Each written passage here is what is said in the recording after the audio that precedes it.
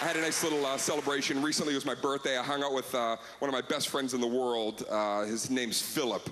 And Philip is actually family. He's one of those people that, you know somebody in your life, and, through time, it's like acquaintances and then friends and then family. I've known Philip 12 years. Philip's got HIV, okay? Here's how I found out Philip had HIV. I moved to Los Angeles, and I moved into a great apartment building, and the landlady says to me, Dane, if you want to live here, you're going to have to go meet Philip, because he's moving next door. You're going to possibly move into his place, and I'm letting him pick his neighbor. I said, that's wonderful. I got to go audition for Philip. So I meet this guy, total character, you guys. The minute I meet him, right, I walk in, he goes, 3 things that you need to know about this apartment. I said, okay, and he goes, number 1, a lot of sunlight comes in here. It's bathed in sunlight. And I said, well, that's great, Philip, because I like to take a nice sun bath from time to time. Or even a moon shower occasionally, thank you.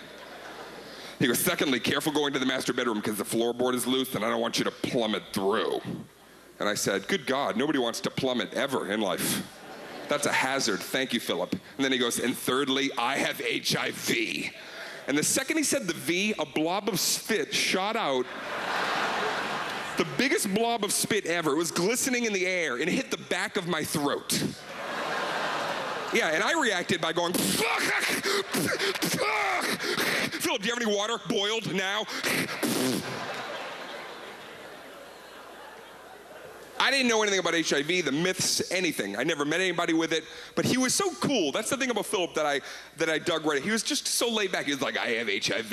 And he was so kind of cool and blasé that he made me feel like I could be equally as comfortable, maybe too comfortable. I was like, oh, how long you had the hively-skivelies? He goes, actually, I didn't have it until I moved into your apartment. Enjoy. He takes me out for my birthday, and he's also one of these people, if you know anything about people who have HIV, they have to take like 38 medicines a day. He just keeps them all in one pocket. He's got all these pills, and the thing is, he'll just grab stuff out of his pocket, and pills will just dance, just fall. And I'll be like, Philip, don't you need some of these to live? And then he'll come back, and he'll just pick them up off the ground and eat them. I mean, I'm sure he's not concerned about dust at this point, but... One time in an alleyway, he literally picked something up, put it in his... I go, Philip, what does that one do? And he goes, it's for fresh breath. It's a Tic Tac. Relax.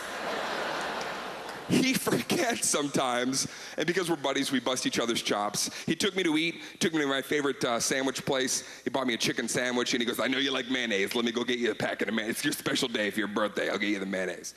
So he goes up, and this is what I see, okay? I watch him, he gets the mayonnaise. He's walking back across the food court. In his left hand, he's got 3 packets of mayonnaise. In his right hand, he's got 1 packet, and he's opening that one with his mouth.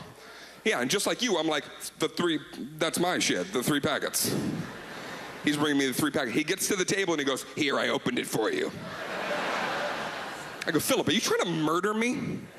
And he goes, I'm sorry, I forgot. I go, I didn't. I never do. I know every potato chip you've ever touched and every bowl we've ever hovered over.